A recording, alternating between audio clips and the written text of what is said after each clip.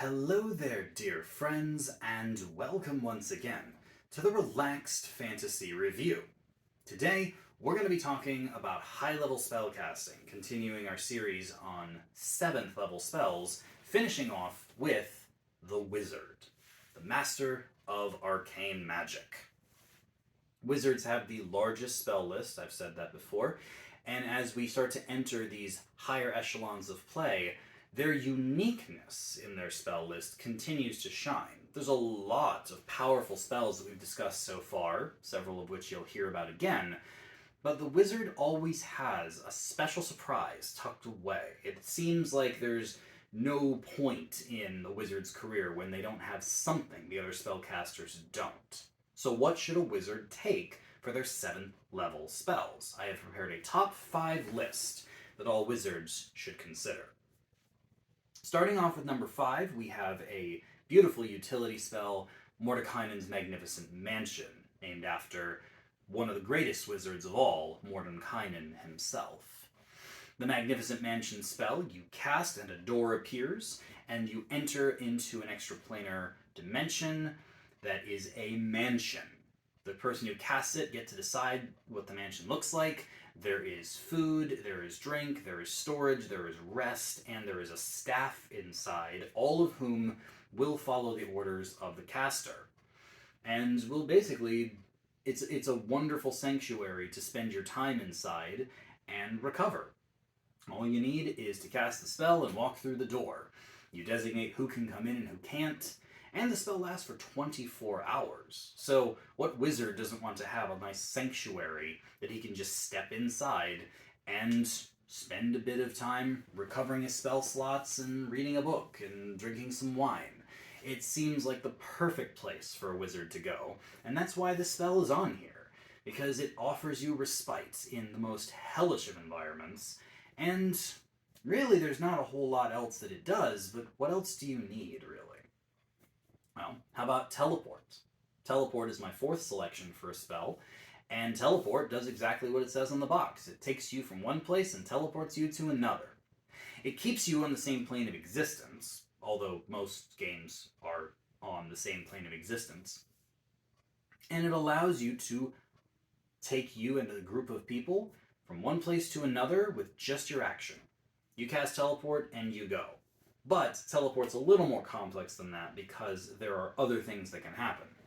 If you're going to a known teleportation circle, no problem. And if you have an associated object from the location you're trying to go to, also no problem. But if you don't have those things, things can go wrong. If you attempt to teleport to somewhere you're familiar with, somewhere you've been before and maybe have studied, then you got a good 75% chance of it going just fine, with a small chance of something going wrong. If you go somewhere you've seen casually, been there a couple times but not really studied it, the chance starts to go down. Or if it's a place that you've only seen once, possibly through scrying, or if it's a location that someone has only described to you, perhaps you've seen a picture of it, a painting, or someone has simply given you a description, then the chances of the other stuff happening increase. You could have a mishap, which simply means you take a bunch of damage and then reattempt the teleport. And yes, this can kill the party if this happens over and over again, because mishap just makes you re-roll after you take the damage. It doesn't stop the teleportation effect. You also could teleport to a similar location, as in it matches the description or it matches what you were thinking of, but it isn't the same place. So if you try to go to a castle, you could end up in a different castle. Anywhere else on the same plane, for the record. Although typically it'll be the next closest one.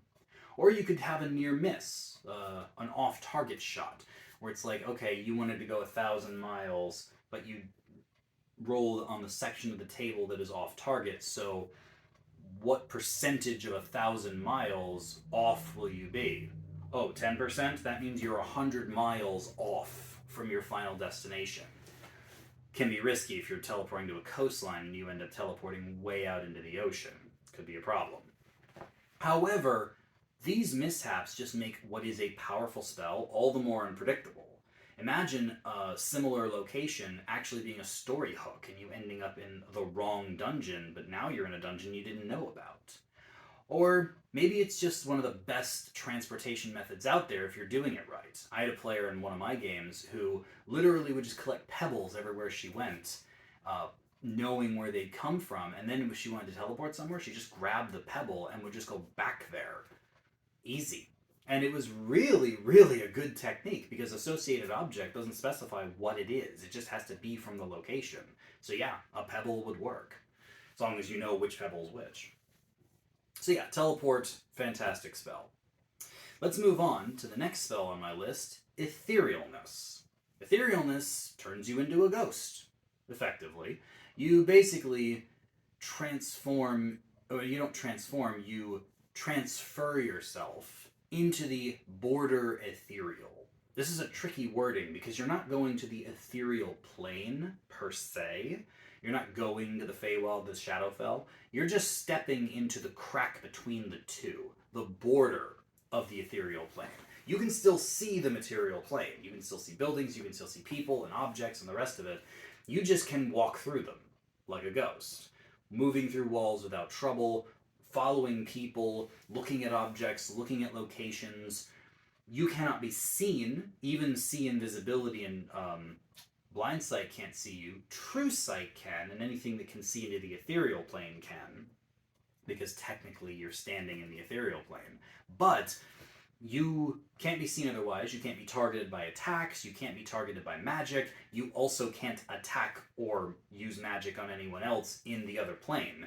So that's a bit of a handicap with this spell, but the greatest part about it is that it lasts for 8 long hours. You can spend 8 hours going through an entire castle and learning its layout, or an entire dungeon without being seen. Maybe avoid the big bad boss's room in case he has true sight. But you can learn the layouts of traps and learn about the abilities of those and the equipment of those you're looking for. Find the magical MacGuffin and the quickest way to it. Whatever. Etherealness gives you the ultimate scouting tool, and if you're in trouble, you could always Etherealness yourself out of trouble by just going ghost and walking out. You can even walk straight up or straight down if need be. And if you upcast the spell, you can even bring more creatures with you. So it's just a wonderful, wonderful spell. And I've seen it used on multiple occasions to just... I had a player once go into a dungeon and use Etherealness, and I just said, okay, and just turned the map around, and I said, where do you want to go? Because they could go anywhere. There was no magical ability to stop them. So they just looked at the map and was like, I'm going to go that way. Okay. And I just told them what was there. And they scouted the whole place out. It was great. Number 2 on my list is a little more of a battlefield control spell, one of the greatest in the game, Force Cage. Force Cage is a concentration-free spell, I might add, which creates an impenetrable wall, well, a box, really. You can trap creatures inside it or surround yourself in it to protect yourself. It is completely unbreakable. Unlike the Wall of Force, it cannot be destroyed with disintegration, it cannot be dispelled, it cannot be attacked through, spells cannot be cast through it. The only way to get out of a Force Cage is to teleport. But even then, it doesn't quite work that way, because if you're stuck in a Force Cage and you attempt to teleport out, you have to make a saving throw, a charisma save. If you fail, your spell slot's wasted and you're stuck. One of the greatest battlefield tactics is to drop Sickening Radiance and then put a Force Cage over it. Now creatures cannot get out unless they can teleport, and even then it's not guaranteed. Which means they're dead, because this is an hour-long concentration-free spell. It's stupidly powerful, especially when you combo it with other magical effects. Force Cage, absolutely top tier. Would have been number 1, except that there's one other spell which kind of breaks the game. And it's only a wizard spell. I mentioned earlier that wizards are packing special tricks. This spell is Simulacrum, or Simulacrum, if you like. This spell is complicated. Well, actually, it's not that complicated. It creates a copy of you. You spend 12 hours casting the spell. You need to have a humanoid shape made out of snow or ice.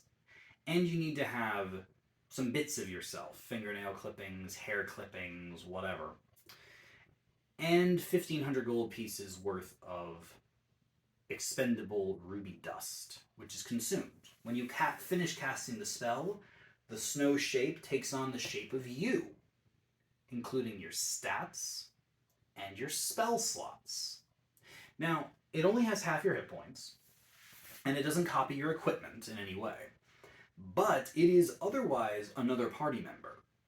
So you can bring it with you, it is friendly to you and follows your commands without question, and it lasts forever. There is no limit to Simulacrum. It can be dispelled, technically. And if it's damaged, it doesn't recover hit points when it rests, nor does it recover spell slots. So a lot of people talk about Simulacrum as the way to get unlimited wishes, because you can create a Simulacrum, and if you know the wish spell, so do they. So then they can cast wish instead of you, so you don't suffer the negative effects of wish. That is a fact. You can do that. Obviously, this takes a lot of money and time, but it can be done. And then you create another Simulacrum, the first one disappears, do the same thing again. So yes, technically you can use this to get unlimited wishes. It's convoluted, but it is absolutely possible. It is, and if you don't use it to do that, you still just have another body on the battlefield. Another minimum 13 level wizard. Except you can also use Simulacrum to copy other creatures. You could copy the Barbarian, or the Sorcerer, or the Paladin if you want to. They still can't recover spell slots or health, but it's another party member. It's a body. It's the ultimate summon because it's not a summon. It's a permanent living creature. Personally, I recommend doing this with ranged spellcasters so they can just cantrip blast. You got a warlock, you can copy Eldritch Blast with Agonizing Blast. Simulacrum, it just gives you 2 warlocks that can do that. Keep them at range and protect their health, and you got yourself another party member. And that just is a mind-blowing power. There are so many ways to break Simulacrum, and 1,500 gold isn't that much. The spellcasting time is tricky, but, 12 hours to make yourself a new friend that lasts forever? Yeah, this is a great idea. And Simulacrum is just, without a doubt, the most powerful 7th level spell in the whole game. Only wizards get it, but yeah, there's a reason they're known as broken spellcasters, and this spell is one of them. If you're a wizard, you should take Simulacrum.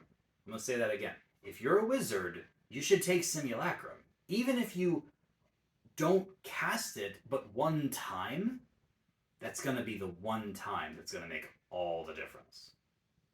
This has been the Relaxed Fantasy Review. If you enjoyed the video, please like and subscribe down below, and keep your eyes peeled for more spellcasting reviews coming down the line soon. Have a good one, my friends.